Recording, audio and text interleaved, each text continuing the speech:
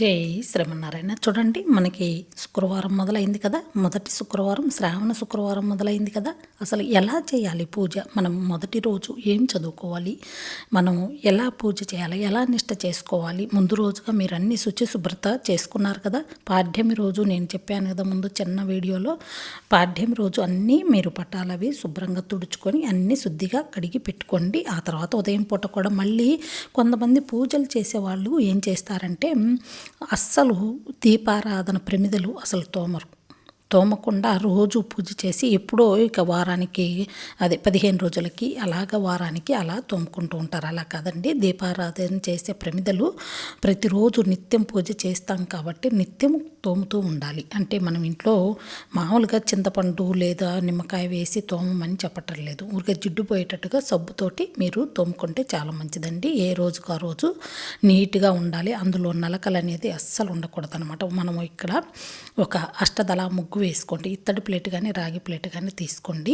మనము ఏం చేయాలి అనేది పూజ మీకు ఇక్కడ అర్థమవుతుంది కదా. శుక్రవారం రోజు మనం ఇలా చేసినట్టయితే లక్ష్మీదేవి స్థిర నివాసం చేస్తుందండి. లక్ష్మీదేవి తాండవిస్తుంది ఇంట్లో.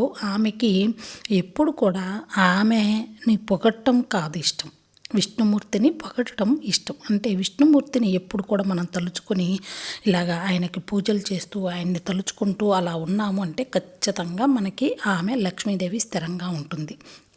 ముందుగా మీరు దీపారాధన చేసేటప్పుడు మీ కులదైవానికి పూజ చేసుకోండి. మీ కులదైవం ఉంటుంది కదా. ఫస్ట్ మీరు నిత్యం ఏ రోజు నుంచి ఏ రోజు అంటే నిత్య పూజ చేసేవాళ్ళు వేరుగా ఉంటారు. తర్వాత కూడా ఎప్పుడైనా మీరు నిత్యం పూజ చేసేటప్పుడు ఏ దేవుడికి అయితే ముందు చేసుకుంటారో ఆ దేవుడికి చేసుకోండి. ఆ తర్వాత అమ్మవారికి శ్రావణ శుక్రవారం కాబట్టి లక్ష్మీదేవికి పూజ అనేది చేసుకోండి. మీకు యాలుక్కాయలు ఉంటే యాలుక్కాయలతోటి, లేదా రూపాయి కాయిన్స్ ఉంటే రూపాయి కాయిన్స్ తోటి, పూలతోటి అష్టోత్తరం అయితే చదువుకోవచ్చు. అంటే శ్రావణ వరలక్ష్మి వ్రతం రోజే కాదండి, మనకు శ్రావణ మాసం ఆ నెలంతా ఎన్ని శుక్రవారాలు వస్తే అన్ని శుక్రవారాలు కూడా మనం చేసుకోవచ్చు. అంటే నైవేద్యాలు చాలా చేయాల్సిన అవసరం అయితే లేదు. మీకు మీ పొంగల్ ఒక్కటి వండి పెట్టుకుంటే చాలు అనమాట. అయితే ఇప్పుడు మనకి రాగిది కానీ ఇత్తడిది కానీ ఇలాంటిది చెంబు అయితే తీసుకోవాలి. ఆ చెంబు తీసుకొని మనం వెంకటేశ్వర స్వామి నామాన్ని వేసుకోవాలి. అమ్మ దగ్గర ఎప్పుడు కూడా అమ్మని ఒంటరిగా అయితే కూర్చోపెట్టకూడదు పూజలో. ఎప్పుడు ఆయన ఆ అమ్మవారి పక్కన ఆయన విష్ణుమూర్తి కానీ, లేదంటే ఎవరైనా మనకు వెంకటేశ్వర స్వామి కానీ ఎవరైనా కూడా ఉండాలి. అంటే ఎవరంటే శివుణ్ణి పెట్టకూడదు, విష్ణుమూర్తి కానీ వెంకటేశ్వర స్వామి కానీ ఎవరైనా అమ్మవారి పక్కన అనేది ఉండాలి. అమ్మవారు ఇప్పుడు చూడండి, మనం రావి చెంబు తీసుకున్నాక గుప్పెడంటే గుప్పెడే పొయ్యాలి. గళ్ళుప్పు అయితే తీసుకోవాలి. మనం ముగ్గు వేసుకొని పసుపు కుంకుమ వేసుకొని ఆ నామాన్ని గీసుకొని ఖచ్చితంగా గుప్పెడికి అస్సలు ఎవరు ఎంత గుప్పెడైతే అంత గుప్పెడనమాట. అయితే రావి ఆకులు 5 తీసుకోండి. రావి ఆకులకి మనము గంధము పసుపు కలిపి, నేను రోజు వాటర్ కానీ లేదా గంగాజలం నీళ్ళు కానీ కలుపుకోండి. ఆ పసుపు గంధం కూడా కలపండి. ఆ రెండిటిల్లో మనం పెట్టేసి అమ్మవారి కుంకుమ ఉంటుంది కదా, పూజ చేసిన కుంకుమ, ఆ కుంకుమని మనం 5 ఆకులకి అలాగా పెట్టండి. ముందు శుభ్రంగా ఆకులు కడగండి. ఆకులు మాత్రం ముందు రోజే ఈ రోజే తెచ్చి పెట్టుకోండి. గురువారం రోజే తెచ్చి పెట్టుకోవాలి. శుక్రవారం పూజ మీకు 5 రోజులు కూడా ఇలా చేసుకోవచ్చు అండి. 5 రోజులు కాదు, 5 వారాలు, ఎన్ని వారాలు వస్తే అన్ని. 5 వారాలు వస్తే 5 వారాలు పెట్టుకోవచ్చు, లేదు 4 వారాలు శుక్రవారాలు వస్తే ఇలాగ పెట్టుకోవాలి అనమాట. అవి ఏం చేయాలో నేను చెప్తాను తర్వాత.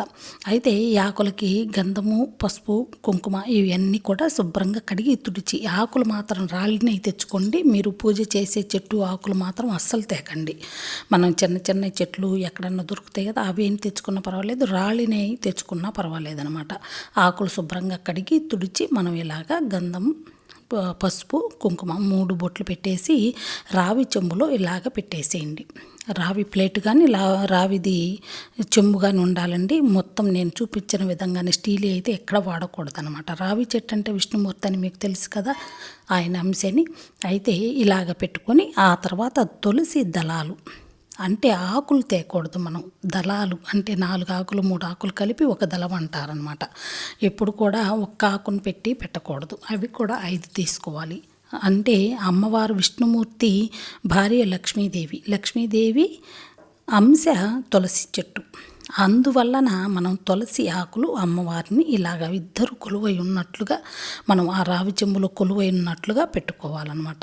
ఈ 5 ఆకుల్ని దళాలుగా తీసుకొని 5 దళాలని మనం రావి ఆకుల పైన అలా పెట్టేసుకొని మీరు పూజా మందిరంలో పెట్టేసుకొని పూజ అంతా అయిపోయిన తర్వాత మీరు మరుసటి రోజు శనివారం కూడా పూజ చేసుకొని ఆదివారం రోజు తీసి చెట్టు మొదట్లో పెట్టేసేయండి.